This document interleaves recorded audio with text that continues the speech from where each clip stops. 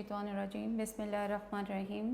अस्सलाम वालेकुम स्टूडेंट्स, मेरा नाम मिसेस समरीन ताहिर है और मैं आप लोगों का जो जर्नल साइंस की जो बुक है उसमें से जो बायोलॉजी का पोर्शन है वो मैं पढ़ाऊँगी आप लोगों को।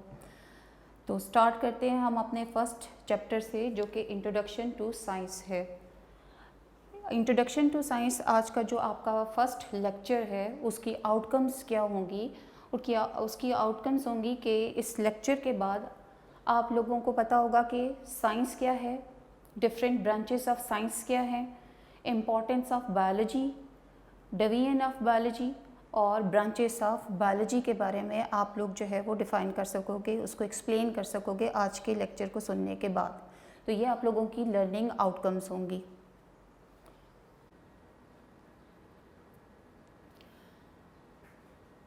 Science is the study in which observations are made, experiments are done and logical consequences are drawn in order to understand the principles of nature.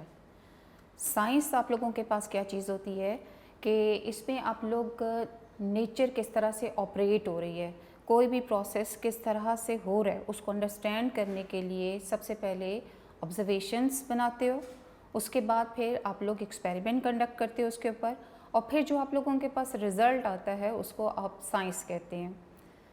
मतलब ये है कि आपके पास दो तरह के सब्जेक्ट्स होते हैं, एक होता है आप लोगों के पास साइंस सब्जेक्ट और एक होते हैं आर्ट्स के सब्जेक्ट्स, जैसे इंग्लिश हो गया, जैसे आप लोगों के पास उर्दू सब्जेक्ट्स हो गया। ये आर्ट्स के सब्जेक्ट हैं और इनमें आप लोग देखोगे कि कोई भी स्टेटमेंट होती है आप लोगों को एज सच याद करनी पड़ती है, उसमें कोई भी आप लोग एक्सपेरिमेंट परफॉर्म नहीं कर सकते, किसी तरीके से उसको प्रूफ नहीं कर सकते हो। तो साइंस के जितने भी सब्जेक्ट्स हैं जैसे कि फ़िज़िक्स है, केमिस्ट्री है या बायो है, इसमें आप लोगों को एक्सपेरिमेंट परफॉर्म करके उसका जो है रिज़ल्ट निकालना होता है, अपनी बात को प्रूफ करना होता है, और जो एक्सपेरिमेंट के बाद जो आपका रिज़ल्ट आता है प्रूव हुआ वही आप लोगों के पास साइंस कहलाता है। तो साइंस एक ऐसा नॉलेज है आप लोगों के पास जिसमें आप लोग ऑब्जर्वेशंस बनाते हो, उसके बाद उन ऑब्जर्वेशन के बाद एक्सपेरिमेंट परफॉर्म करते हो और फिर आपके पास लॉजिकल जो रिजल्ट्स आते हैं आपके, वो आप लोगों के साइंस कहलाते हैं।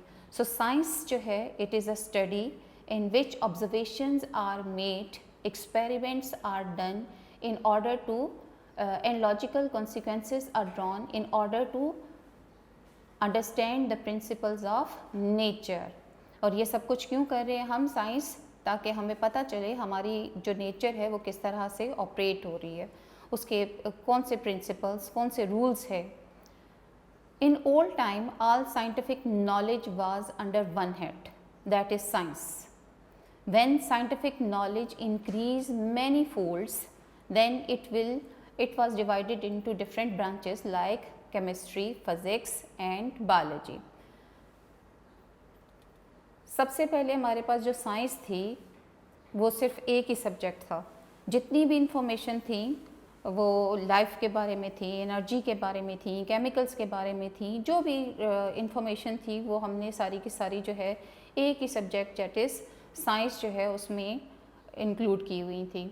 लेकिन फिर जब with the passage of time knowledge बहुत ज़्यादा बढ़ता चला गया, साइंस में बहुत ज़्यादा होता चला गया, इंक्रीज मैनी फोल्ड्स, देन इसकी ज़रूरत हुई कि it was divided into different branches, जो कि कौन सी हमारे पास केमिस्ट्री, फिज़िक्स एंड बायोलॉजी। अब डिफरेंट जो हमारे पास ब्रांचेस हैं साइंस की, उनका थोड़ा सा इंट्रोडक्शन ले लेते हैं। सबसे पहले हमारे पास है फ़िज़िक्स। फ़िज़िक्स जो है it is a study of energy, matter and there interaction. इसमें हम एनर्जी, उस मैटर और इनके दरमियान में जो रिलेशनशिप है उसकी स्टडी करते हैं। फ़िज़िक्स की एप्लीकेशन है कि हमारे पास इलेक्ट्रिसिटी है, हमारे पास वेज़ ऑफ कम्युनिकेशंस, मतलब हमारे पास जो फ़ोन, मोबाइल्स वगैरह हैं ये, और वेज़ ऑफ ट्रांसपोर्ट जो हैं गाड़ियाँ वगैरह ये या एरोप्लेन वगैरह, ये सब जो हैं, या जितने भी घरों में आप लोग चीज़ें यूज़ करते हो जैसे वॉशिंग मशीन है, आप लोगों के पास फ्रिज है, एसी वगैरह, ये सब फिज़िक्स की ही एप्लीकेशंस हैं। तो इसमें हम लोग किस चीज़ की स्टडी करते हैं? एनर्जी, मैटर और इनके दरमियान में जो इंटरेक्शन है उसको स्टडी करते हैं। देन हमारे पास आ जाती है chemistry. It deals with the composition, structures, properties and reactions of matter. किसी भी मैटर की कंपोजिशन क्या है, वो किस चीज़ से मिलके बनी है, उसका स्ट्रक्चर क्या है, उसकी प्रॉपर्टीज़ क्या हैं, ये सब जो है ये हम केमिस्ट्री में पढ़ते हैं। और केमिस्ट्री की एप्लीकेशन में हमारे पास डिफरेंट जो मेडिसिन्स होती हैं वो हम केमिस्ट्री की वजह से बना सकते हैं। ड्रग्स हैं, पिगमेंट्स हैं, पेपर, प्लास्टिक, और हमारे पास जो पेंट्स होते हैं, सोप होते हैं, डिटर्जेंट्स, इंसेक्टिसाइड्स, पेस्टिसाइड्स, ये सब जो है हम केमिस्ट्री की वजह से बना सकते हैं। So the next one is biology, जिसके साथ हमारा मेन कंसर्न है। बायोलॉजी जो है it is a scientific study of life. It is a scientific study of life. The word biology is drive from two Greek words. दो Greek words हैं, bios और logos. इन दो वर्ड्स से biology का वर्ड को बनाया गया है। BIOS mean life and logos mean reasoning, thought. तो बायोलॉजी जो है वो साइंटिफिक स्टडी ऑफ लाइफ है, जिसमें हम ज़िंदगी को हर एंगल से जो है वो स्टडी करते हैं। Next one is importance of biology, कि अगर हम बायोलॉजी पढ़ रहे हैं तो इसका फ़ायदा क्या है हमें। To understand and appreciate nature, it is necessary to study the structures, functions and relevant aspects of living organisms. हम लिविंग ऑर्गेनिज़म को स्टडी करेंगे, उनके फंक्शन, उनके स्ट्रक्चर से को देखते हुए, तो तभी हम नेचर को अंडरस्टैंड कर सकेंगे, उसको अप्रिशिएट कर सकेंगे। फॉर एग्ज़ाम्पल आप लोगों के पास एक आपको लीफ नज़र आता है, वो ग्रीन कलर का है, उसका स्ट्रक्चर और उसका फंक्शन क्या है कि जी वो फोटोसिंथेसिस करता है, और अपने फंक्शन के लिहाज से उसका स्ट्रक्चर है। अब क्योंकि उसका जो ग्रीन कलर है वो उसको हेल्प करता है उसके फंक्शन में, दैट इज़ फोटोसिंथेसिस। तो जब आप किसी भी ऑर्गेनिज़म के स्ट्रक्चर और फंक्शन को स्टडी करोगे तो तभी आप नेचर को अंडरस्टैंड करोगे और उसको अप्रिशिएट कर सकोगे। देन हमारे पास नेक्स्ट है the study of living organisms also provide informations and solutions to human problems regarding health, food, environment etcetera. जब आप लिविंग ऑर्गेनिज़म को स्टडी करोगे बेटा, तो तभी आप लोग ह्यूमंस की प्रॉब्लम्स को देख सकोगे, उनको क्या चीज़ चाहिए, उनकी फूड, प्रॉपर बैलेंस फूड कौन कौन सी चाहिए, कौन सी फूड का उनके ऊपर कौन सा असर पड़ता है, किस किस्म की इन्वायरमेंट फेवरेबल है, और हेल्थ से रिगार्डिंग के किस अगर कोई डिज़ीज़ है तो उसके लिए कौन सी मेडिसिन सूटेबल होगी, कौन सी नहीं होगी, किस की एप्लीकेशन ज़्यादा होगी। तो ये सब चीज़ें जो है ये आपको तभी पता चलेगी जब आप लिविंग ऑर्गेनिजम्स का डिटेल में जो है वो उसको स्टडी करोगे। जैसे आप कह दो कि किसी बंदे के पेट में दर्द हो रही है, तो वो कहाँ पे हो रही है, स्टमक में हो रही है, स्मॉल इंटेस्टाइन में हो रही है, लार्ज इंटेस्टाइन वाले पोर्शन में प्रॉब्लम है, कहाँ पे है। जब आप उस लिविंग ऑर्गेनिज्म को स्टडी करोगे तो तभी आपको पता चलेगा कि उसके साथ कौन सा मसला है और उसका सोल्यूशन क्या होगा।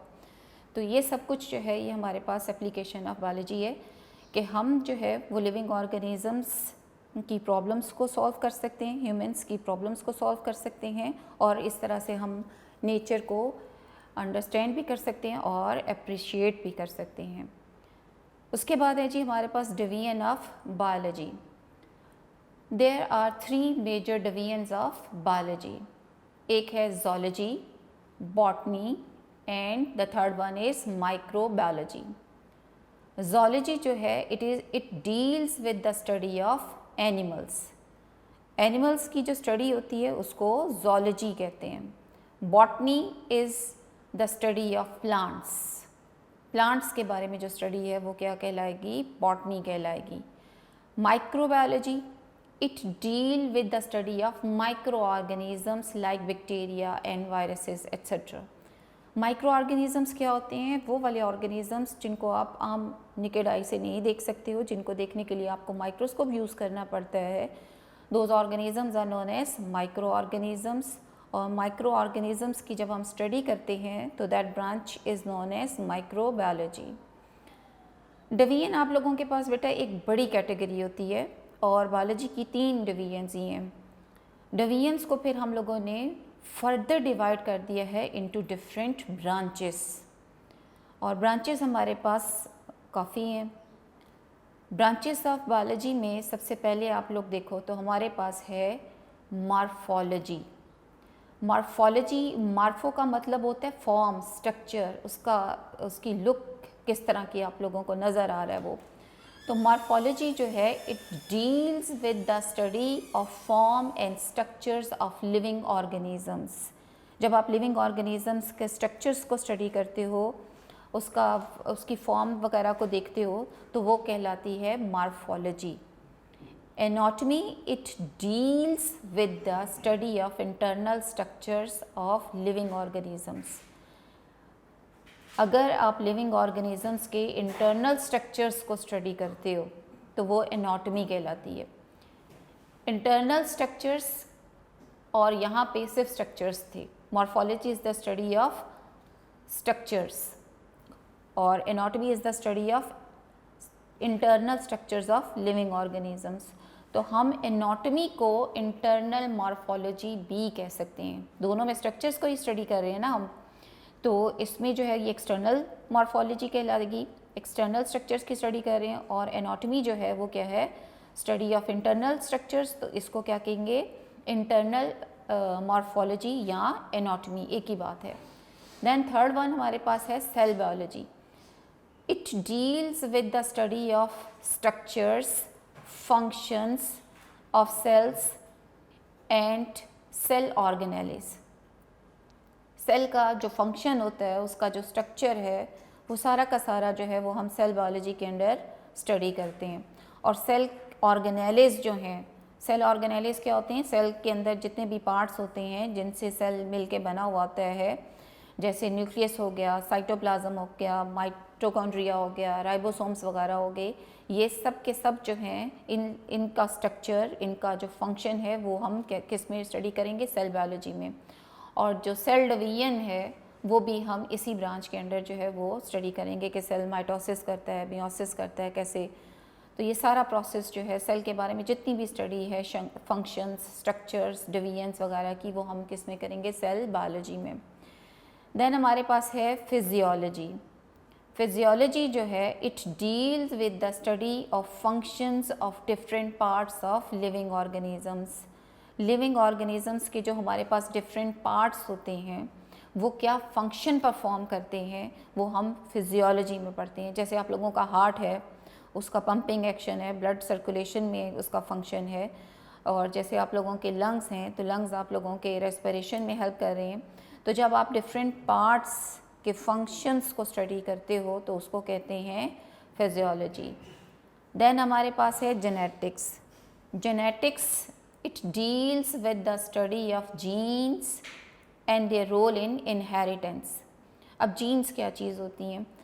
आप लोग जब पैदा होते हो तो आप लोगों की जितनी भी इंफॉर्मेशंस होती हैं, आप लोगों की हाइट कितनी होगी, आप लोगों का हेयर जो है वो किस तरह के होंगे, कर्ली होंगे, स्ट्रेट होंगे, आप लोगों के हेयर कलर्स क्या होगा, आप लोगों का आई कलर क्या होगा, अब हर इंफॉर्मेशन जो होती है वो कोडेड होती है। और वो कहाँ पे कोड हुई होती है? वो जीन्स के ऊपर कोड हुई होती है।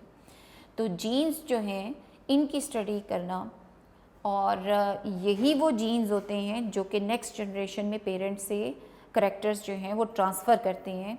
तो जो इनहेरिटेंस है, जीन्स और इनहेरिटेंस जो है, इसकी स्टडी जो है वो हम करते हैं जेनेटिक्स में। इनहेरिटेंस क्या चीज़ है? The transmission of characters from one generation to other generation, तो उसको इनहेरिटेंस कहते हैं। तो जेनेटिक्स में हम इन दोनों चीज़ों को जो है वो स्टडी करते हैं, जीन्स की स्टडी और इनहेरिटेंस के जीन्स किस तरह से ये जो करैक्टर्स होते हैं इनको ट्रांसमिट करते हैं इनटू नेक्स्ट जनरेशन। देन हमारे पास है टेक्सोनॉमी। टेक्सोनॉमी जो है वो डील करती है with the study of naming and classification of living organisms into group and sub group. Taxonomy में हम क्या करते हैं, लिविंग ऑर्गेनिजम्स को स्पेसिफिक नेम्स दे देते हैं ताकि ऑल ओवर द वर्ल्ड जो है वो हमारा जो कम्युनिकेशन है वो आसान हो सके। जैसे हम लोगों ने जो ये है मस्टर्ड प्लांट है, इसको नाम दिया हुआ है ब्रासिका कैम्पेस्ट्रस, और फ्रॉग है हमारे पास राना टिग्रेना, ह्यूमंस हैं होमो सेपियंस। तो हम इस टेक्सोनॉमी की वजह से, इस ब्रांच की वजह से ऑर्गेनिजम्स को नाम दे देते हैं, स्पेसिफिक नेम्स दे देते हैं और उनको क्लासिफाई कर देते हैं इनटू ग्रुप्स एंड सब ग्रुप्स। हम ऑर्गेनिजम्स को क्यों क्लासिफाई करते हैं, क्यों डिवाइड कर देते हैं, क्यों हम उसको प्लेस कर देते हैं ग्रुप्स और सब ग्रुप में, ताकि हम उनको इजीली स्टडी कर सकें। जैसे हम लोगों ने एक ग्रुप बना दिया, उसमें सारे के सारे प्लांट्स, एक ग्रुप बना दिया उसमें सारे के सारे एनिमल्स, एक ग्रुप बना दिया जिसमें सारे के सारे जो हैं वो माइक्रो ऑर्गेनिजम्स इंक्लूडेड हैं। तो इस तरह से जब ऑर्गेनिजम्स को हम डिवाइड कर देते हैं तो किसी एक ग्रुप को स्टडी कर लें तो इसका मतलब उस ग्रुप में जितने भी इंडिविजुअल्स हैं हम उन सब की स्टडी कर रहे हैं। तो टेक्सोनॉमी जो है वो क्या होती है, it is a branch of biology which deal with the study of naming and classification of organisms into group and subgroup। उसके बाद है जी हमारे पास environmental biology। environmental biology जो है it is a study of interactions between organisms and their environment। organisms का अपनी environment के साथ क्या इंटरेक्शन है, क्या रिलेशन है, इस चीज़ को हम स्टडी करते हैं इन्वायरमेंटल बायोलॉजी में। आपकी इन्वायरमेंट जो है उसके अंदर दो तरह के पार्ट्स होते हैं, एक होता है उसका लिविंग पार्ट और एक होता है उसका non living part. Living part में दूसरे ऑर्गेनिजम्स आ जाते हैं, प्लांट्स वगैरह आ जाते हैं। तो लिविंग ऑर्गेनिजम्स का इन लिविंग ऑर्गेनिजम्स के साथ क्या रिलेशनशिप है, और जो दूसरा वाला पार्ट है इन्वायरमेंट का, that is the non living part, उसमें हवा आ जाती है, पानी आ जाता है, सनलाइट आ जाती है, टेम्परेचर वगैरह, ये सब जो चीज़ें हैं इसका और ऑर्गेनिज़म का क्या रिलेशनशिप है। ज़ाहिर बात है अगर आप लोग प्लांट्स वगैरह को ख़त्म कर दो, लिविंग ऑर्गेनिजम्स जो हैं वो इनके ऊपर डिपेंड करते हैं। तो अगर एक ऑर्गेनिज़म ख़त्म हो जाएगा, प्लांट्स वगैरह ख़त्म हो जाते हैं, तो फिर दूसरे वाले ऑर्गेनिजम्स नहीं बच सकेंगे जिन्होंने उसके ऊपर से अपना फूड ऑब्टेन करना है। और इसी तरह से अगर लाइट, पानी वगैरह जो है वो ख़त्म कर दें तो प्लांट्स फोटोसिंथेसिस नहीं कर सकेंगे। तो तमाम जो ऑर्गेनिजम्स हैं वो एक दूसरे के साथ कहीं ना कहीं इंटरेक्ट करते हैं। तो ये जो रिलेशनशिप है बिटवीन ऑर्गेनिजम्स और उनका जो इन्वायरमेंट है वो क्या कहलाता है, इन्वायरमेंटल बायोलॉजी। उसके बाद हमारे पास है बायोटेक्नोलॉजी। बायोटेक्नोलॉजी जो है it deals with the practical application of living organisms to make substances for the betterment of mankind. Biotechnology में हम लिविंग ऑर्गेनिजम्स को यूज़ करते हैं। कौन से लिविंग ऑर्गेनिजम्स? माइक्रो ऑर्गेनिजम्स को, जैसे बैक्टीरिया वगैरह हो गए।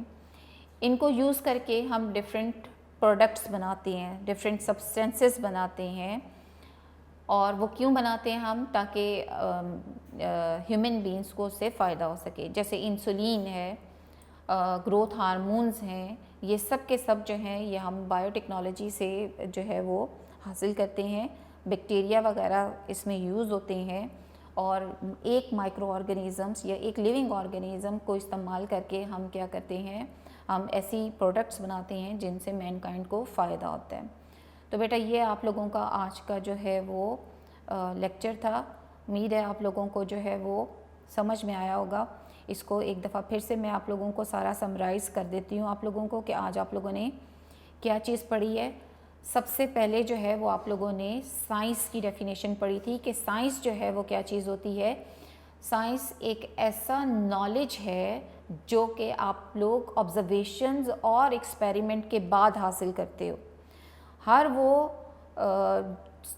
नॉलेज जिसमें आप लोग अपनी बात को प्रूव कर सकते हो, अपनी जो स्टेटमेंट है उसको प्रैक्टिकली परफॉर्म करके उसको प्रूफ करते हो, वो साइंस कहलाती है। और सबसे पहले जो था ओल्ड टाइम पे हमारे पास सिर्फ और सिर्फ एक ही सब्जेक्ट था, दैट इज़ साइंस। जितनी इंफॉर्मेशन थी वो सारी की सारी किस में थी, साइंस में थी। लेकिन उसके बाद जैसे जैसे नॉलेज साइंस में इंक्रीज़ होता चला गया तो हमने इसको डिवाइड कर दिया इनटू डिफरेंट ब्रांचेस। और वो कौन सी ब्रांचेस हैं साइंस की? Physics, chemistry and biology. Physics में हम लोगों ने किस चीज़ को स्टडी किया था? मैटर, एनर्जी और इनके दरमियान में जो इंटरेक्शन है। केमिस्ट्री जो है वो केमिकल्स, रिएक्शंस, उनकी जो प्रॉपर्टीज़ हैं मैटर की, उसको जो है वो डील करती है। और बायोलॉजी जो है उसमें हम लिविंग ऑर्गेनिजम्स को स्टडी करते थे। और बायोलॉजी का वर्ड जो है वो 2 Greek words, that is BIOS and logos से मिलके बना हुआ है। बायोस का मतलब लाइफ एंड लोगोस का मतलब थॉट एंड रीजनिंग वगैरह। फिर उसके बाद आप लोगों ने इम्पोर्टेंस पढ़ी बायोलॉजी की कि नेचर को अंडरस्टैंड करने के लिए, अप्रिशिएट करने के लिए ये बहुत ज़रूरी है कि आप लिविंग ऑर्गेनिजम्स के स्ट्रक्चर्स को और उनके फंक्शंस को स्टडी करें। इसमें मैंने आप लोगों को पहले एक एग्जांपल दी थी लीव की, तो अब एक एग्जांपल देती हूँ। जैसे ह्यूमन्स बींग्स में स्टमक है, उनका एक ऑर्गन है। तो स्टमक जो है वो आप लोगों का क्या है? बैग लाइक स्ट्रक्चर है। तो इसका फंक्शन क्या है तक कि ये फूड को थोड़ी देर के लिए अपने अंदर स्टोर कर सकता है ताकि इजीली उसके ऊपर डाइजेस्टिव जूसेस जो हैं वो उसके ऊपर एक्ट कर सकें और फूड की डाइजेशन कर सकें। तो हर ऑर्गन जो है, हर जो ऑर्गेनिज़म है, उसका स्ट्रक्चर उसके फंक्शन से रिलेटेड है। और जब आप लोग इसको ऑर्गेनिजम्स के स्ट्रक्चर्स और फंक्शंस को स्टडी करोगे तो तभी आप नेचर को अंडरस्टैंड कर सकोगे।